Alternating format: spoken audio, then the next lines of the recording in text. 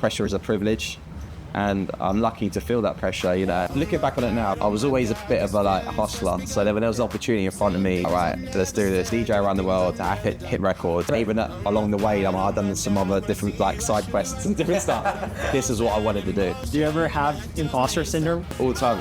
Did you ever feel pressure like I have to perform? I feel pressure every day. This is, the music industry is a tough business, bro. There was a moment where I was quite lost in life, in my late 20s. I'd done my fitness stuff. I'd done a bit of stuff on TV, and I started to feel a bit lost. I really wanted the music thing to happen. I do remember sitting there in the kitchen and just thinking, there actually isn't a plan B, it's just plan A. And this is it, man. I want to do this forever. People probably say you're an overnight success, but they don't understand you were in this game for so long. Yeah, I don't really believe in that term. I don't know, man. Really? I think anyone that really has got to a level of success has probably put some work in, 100%, exactly.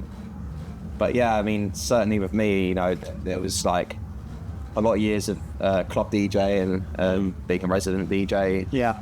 Around London and abroad during the summers and the sort of European party resorts. Putting out music for years and years. And like I said, man, I just, thank God, man, it happened, in 2019 and here I am in Winnipeg 6 years later. 6 years later. Your dream city. Let's go.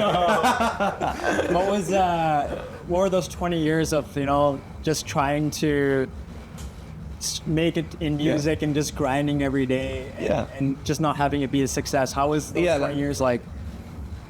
Looking back on it now, my dream was always to do what I'm doing now. To DJ around the world, to hit records. Exactly. That's what I always wanted to do. Right. But obviously over the years, there was parts of my life where I took slight detours on that path, as you do, because life is life. And I was always a bit of a hustler. So then when there was an opportunity in front of me, I'd always be right, let's do this. So, but my main dream was always to do what I'm doing now. And I think I always just kept that in the forefront of my mind. And even along the way, I've done some other different side quests and different stuff. This is what I wanted to do. Right. And I'm just so grateful that, I'm here now. And this is it, man. I want to do this forever. Just look at the future now and I'm right, I want more of it. Yeah. What were some of those side quests that you took on? Well, say side quests, but obviously fitness is a big part of my life. Yeah. And I spent a couple of years dedicated to doing competitions and more bodybuilding. I was competing in men's fitness and men's physique. But that was dedication for me, 3-4 years of just doing those competitions back to back to back. And I kind of realized though that if I wanted the music thing to happen, I had to focus 100% on my music and my DJing. And that's one of the things that I had to kind of put on the back burner a little bit. But I feel like I'd kind of ticked the boxes with my fitness stuff. Right. I'd done the competitions, I feel like I achieved what I wanted to do in that. And now it's time to focus 100% on my music. Right. But I still carried on my fitness as my lifestyle and my hobby, and it actually just keeps me on point. So I was talking earlier. Yeah. Got my training session earlier today. Festival. I got a flight to the Czech Republic tomorrow. It's a long journey from Winnipeg. So I'll get up early, go to the gym, and just keeping that sort of routine, discipline actually makes me just mentally in a better place when I'm touring and DJing. Right. All aspects of my life, business. Yeah. You were saying beforehand, you don't have a pre-game or a pre-ritual. You were maybe a couple push-ups. I don't really have that. Just maybe a bit before I go on, just a bit of tequila, a bit of Dutch courage, courage, when the butterflies are kicking in, you get a bit nervous, just to calm the nerves. Apart from that, man, I'm just locked in, thinking about my set, going through my laptop, listening to some beats, just catching a vibe. Right. So when I go on, I'm just Is there, have you ever been nervous? Do those ever go away? From the first time you played to... for me, that nervous energy, I kind of channel it into a positive energy. So when I feel that feeling of the butterflies and the nerves, I always tell myself it's a good feeling because it means you're about to do something that's important. That's why you feel nerves. It's a good thing to feel. And I don't let it beat me. Right. I let it actually like make me better. Because some people can get crushed by nerves, you know, but you couldn't, doing what I do, if that was a problem, it would really affect you. So I think it's totally normal to get butterflies and get nerves, but you need to channel that into positive energy and adrenaline. So when you go up there, you're like, okay, let's go. Let's go, I'm the man, let's go. Do you ever feel the pressure get to you, like, especially when you first started out? And like some of the big breaks you were talking about, like, oh, I'm performing at this, I'm opening this. Like, I'm sure we've talked to multiple artists, and then they say, you know, sometimes you've got to do those 0-person venue, or like you're performing to a small little crowd. But then it slowly breaks, and you get to the point. Like, did you ever feel pressure? Like, I have to perform. I gotta put. Oh man, I feel pressure every day. Like, this is, you know, the music industry is a tough business, bro. Touring, putting music out, trying to make things work. Exactly. Got a big team around me. A lot of people relying on me. Like, there's a lot of pressure. But one quote that I love is, you know, pressure is a privilege, and I'm lucky to feel that pressure. You know. I put myself in this position because I wanted to do it. And what comes with that is a lot of pressure. But that's what I wanted. I'm not going to sit there moaning about it. You can't.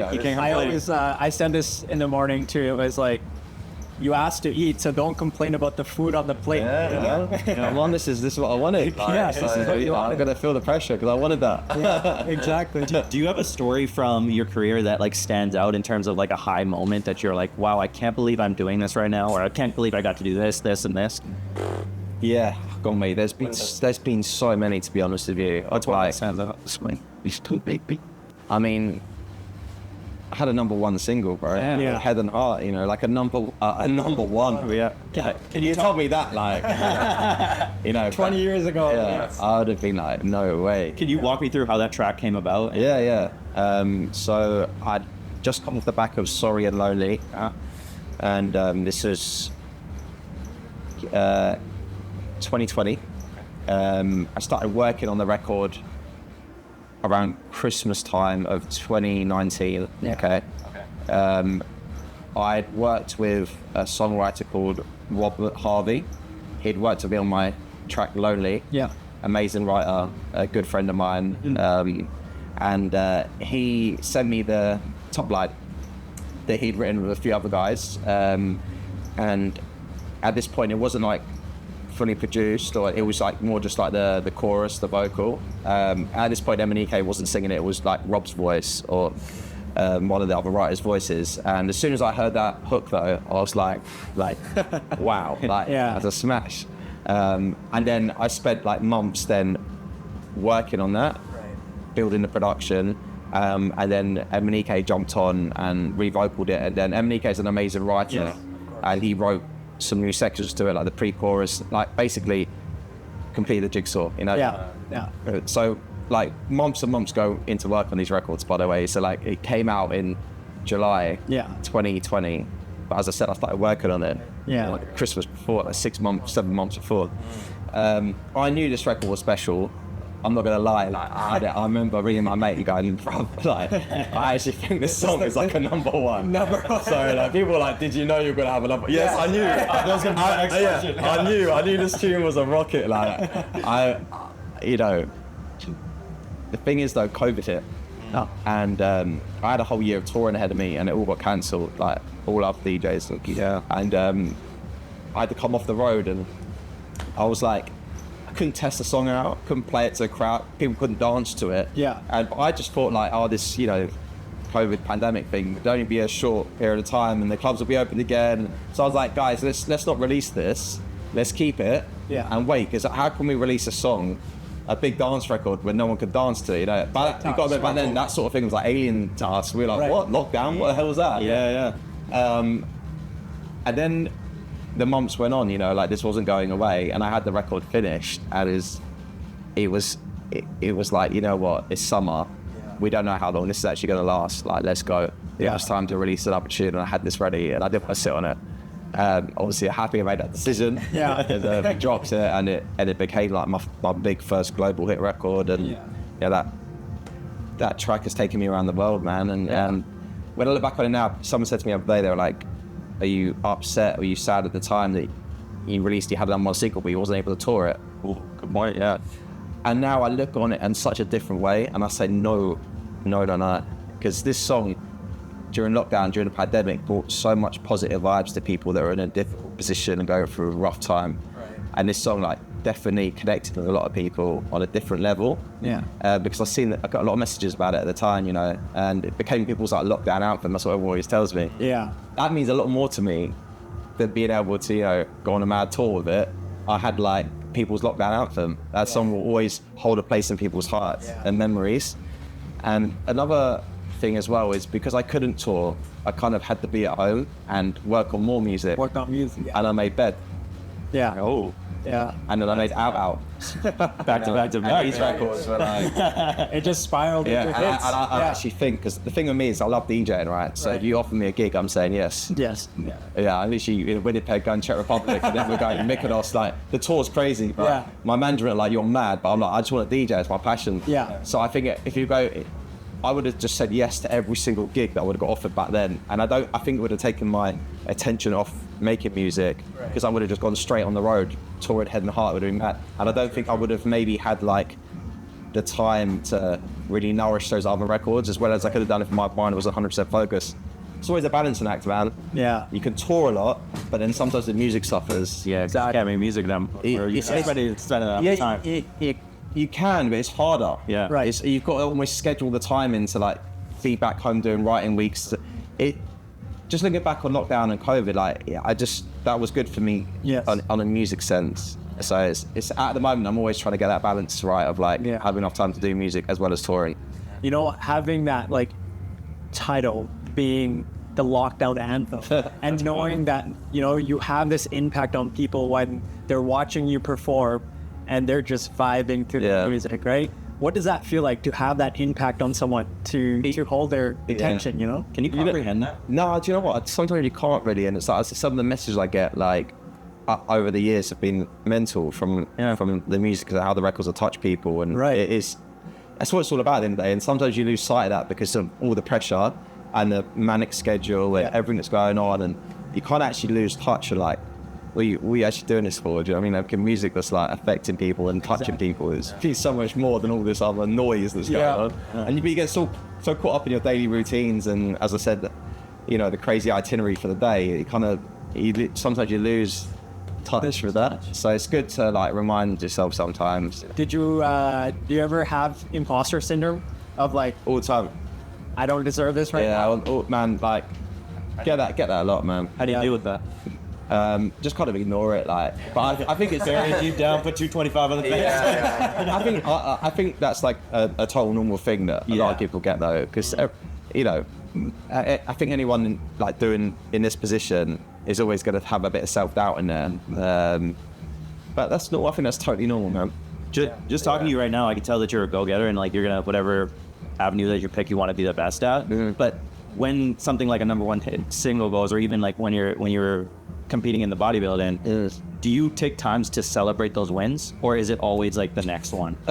It's a really good question, and it's something that going forward I'm going to make sure that I do, because I haven't in the past. And I kind of regret it a little bit. So what does that look like? For example, like when I had a number one head and heart, like at the time I don't think I realized like how big that was. Do you know what I mean? And I kind of was just more like, oh great, like what's happening next? And I didn't actually properly take the time to like celebrate that. And now like years on and going through this journey and the highs and lows that have happened over the last few years, when I get another big win, like I will definitely celebrate that because I haven't in the past. And now I really actually fully appreciate those highs, because I know the lows now as well. And the lows are tough. So I think when you get the highs, you should celebrate it, man. I think you should. Yeah, we say that. We said this again the other day. It was like life is a roller coaster. Right? It's a roller coaster of emotions. And so, what were the lows for you? Oh man, there's been a lot of like tough moments, bro. Like, but everyone has tough moments in life. Exactly. Was there a moment that you thought you maybe never would do this again, or it would never work out, especially to grind through those years? I think there was a moment where I was quite lost in life. It was like in my late 20s. Yes. I'd done I'd done my fitness stuff. I'd done a bit of stuff on like TV, and I started to feel a bit lost. Like I really wanted the music thing to happen, but I was getting into my late 20s and I was putting a lot into it and nothing was happening, and I wasn't getting anywhere, and I wasn't doing the gigs that I wanted to do. I wasn't kind of like getting booked where I wanted to be booked, and you know, when that's going on and on and on, it does start to like weigh you down a little bit, you know. As even my mum, I remember her saying like, what's like the plan B here, like, and I do remember sitting there in the kitchen and just thinking like, there actually isn't a plan B, it's just plan A, like this has to happen. Was that scary? Yeah, that's what I'm saying. It was like kind of a scary, like low moment, because I was like, I have to do this. Like, what else am I going to do? Like, I won't be happy unless this happens. And then the thought of like, well, the rest of my life I'm going to be chasing this dream, like, and then like I said, man, it like I really focused in and I isolated myself, and I kind of made a few life decisions and changes. So I could 100% focus on that plan A at that point, because it was a bit of a turning point for me. And, you know, I sacrificed a lot of stuff, and it was just me and like this goal I had in mind. Right. And a couple of like years of super focus. Yeah. And sorry happened. No, it's not. You know what I mean? And when I look back on that, I remember it was like making those sort of like changes in my life and focusing on me and the one goal that resulted in like a chain of events that led up to that hit record. Exactly. Like laser tunnel vision focus. It's what it took to make that happen. Can you still? So I had a similar experience in the sense that I was all in on my business, and my mom was like, "Okay, what are you gonna do? It's not really working right now." But I'm like, "This is all." But the amount of effort and the amount of drive that I put within those certain period, I urged to try to get a glimpse of that back. Now I'm still motivated, I'm still hungry, but I don't know if I have that like back against the wall. Everything's going head forward. Yeah. Do you have a way, like your personal advice, like to get back to that kind of drive, that kind of motivation? Yeah, I hear exactly what you're saying, and maybe it will never be as raw as that, because you kind of made some steps along the way. But motivation is definitely like within. So you can get it out of yourself. Like with me, even though like I've had success, I still wake up every morning like fire burning. Like what's next? The next hit, the next collaboration. And how can I get on that festival? Like what have I got to do? Like what other brand stuff can I do? It's always buzzing in my head. Like it's a gift and a curse though, because it kind of like, it's the thing that's made me successful, but it's also the thing that like drives me crazy. Like my girlfriend's like, why can't you ever just relax? Like, even on holiday, she's like, just chill. I'm like, and I'm sitting there like thinking, and she's like, but that is your way of chilling. I know, it's weird, man. She's like, I'm not present, because in here I'm just like, It's going. and I'm trying to always like, almost figure out a way to like have breaks now, but I find it really difficult, man. But I'm happy I have this, whatever that is. It's just the thing that's helped me all along the way, definitely, to like keep pushing through the harder moments and like do what I needed to do. So then how do you like maintain that balance, right? Like you go from this low point, then you get a #1 hit.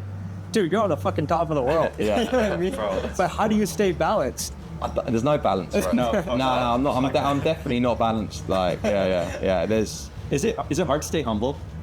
Like I experience this as well. Like sometimes we do the biggest shows and like we get to school, cool people, and then I go home and I'm like, I'm with fucking shit. I think, you know what it is, bro? I think with me, like I didn't get my success till I was like 30, and I think that was actually a really good thing for me, because I really felt like when I got it, I was ready for it, and I think if it happened in my early 20s, maybe I wouldn't have been able to like sustain it, or I wouldn't have like dealt with it in the right way. So I'm very grateful that this happened to me. But you know, I'd done a lot of work to build up to that point, and as I said, I'd been a resident DJ on the circuit for so many years. So I'd worked on the other side of it. And, I'd been the guy that was at the club every night, the first one in, the last one out. Yeah. The person that would like bring the special guest DJ out onto stage. I was that guy for many years. Yeah. So if anything, that's always kept me grounded. So that's probably it, to be honest, mate. Like I'm just a little guy. Yeah. When you see like other people that are in your position, like, do you see yourself in other DJs that are coming up and people that ask you for advice? What do you tell them? Like, okay, honestly, I know this is like an obvious thing to say, but it generally does come down to just hard work, in my opinion. Like, I'm definitely not the most talented person at all, but I know I will go to the bitter end. Like I will literally go to the bitter end. Like, for me, it's like it's just got to happen. Go back to that mentality of all in. Like all in. So I can only talk from my experience, but as I said, I'm not the most talented guy, but I will actually work my arse off to get what I want, and it always pays off in it. And aside from that, man, just try and be a good person. Man, be polite, man. Manners is like cost of thing. It's like, don't be a dick. It's the truth, though. It's the truth. Work hard and try and be a good person, and good things will happen, man. Do you think life was preparing you for those 20 years that success didn't happen? It was preparing you for that time to, okay, you're ready, go all in, here's your moment, right? 100%. Looking back on it now, even the years of doing my fitness competitions and the discipline that I had to go through to prepare for those competitions, the months on end of dieting and training and cardio while working, was the hardest thing I'd ever done. Exactly. So, if I could get through that and win those shows, going on a tour, around the world is not going to touch me. I feel like my mindset was definitely helped by the years of the fitness competitions. My work ethic has always been there, always worked, man, since I was a teenager. I've always worked, and I feel like doing the years of the resident DJs and the tough gigs and the empty rooms and all of that stuff that comes with that has made this so much sweeter. Last couple questions here. You mentioned that you had that conversation with your mom and she was like, what's plan B? What was her reaction when you got the number one? Oh, mate, she and what was the reaction to you seeing her reaction? That's been one of the most special things about all of this for me, because obviously my mum, grew up in the family home. I had decks in the bedroom since I was 12, and making loads of noise, the neighbours banging on the door, turn the music down, my mum's screaming up the stairs. Then when I was a teenager and I started DJing at discos, I started out doing birthday parties, bar mitzvahs, school proms, weddings, Nan's 60th, whatever. And I used to keep all my disco equipment in my shed. So, I'd go to the gig, come back late at night, unpack the car into the front room, and then the next morning, the equipment go to the shed. And my mum saw me doing this. It was her house, I'm making a mess everywhere, trying to keep it together. But she saw the grind, And then I got my club gigs when I was in my 20s, got my residencies. She saw that, then put the music out, and then all the stuff that happened in my 20s, like I said, it kind of it not really happening, her overseeing that really. And then when it actually happened, she was like, he's done it. He's actually fucking done it. And I remember actually, she always tells me this. She always says this to me.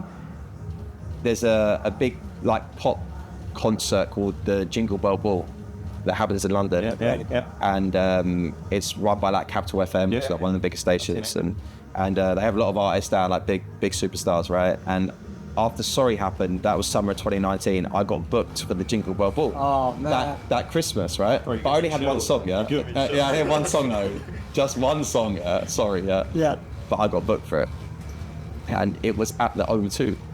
The O2 Arena. Right? O2 Arena. This is a Mecca. It's an arena. It got with my mum. I'd only really seen me DJing at the birthday parties and the clubs, whatever. Bring her up too. So I was like, Mum, you got to come to this one. This is big, So she's like, all right. So she come, and then she's in the crowd at the O2, sold out O2 Arena, and the lights just go off, and then they run this little pre song teaser, and it's Joel Corry. Like, and then all the lights going crazy, like my face is on the screen. And she went into shock. Because she just went, like everyone like going crazy and singing the song and me coming out on stage in there. I think that moment right there, she always says at the moment it hit her as like, wow, this has really happened.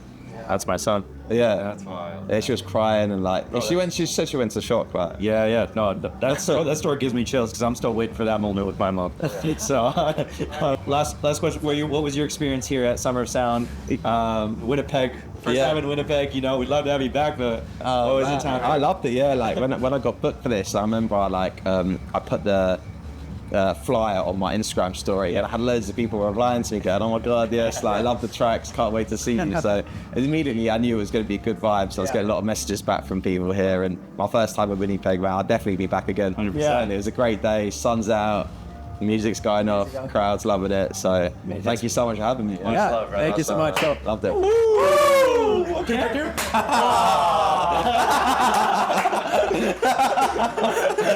Next time we gotta run it back. One more time. You gotta try it. All right, thank you, Joe.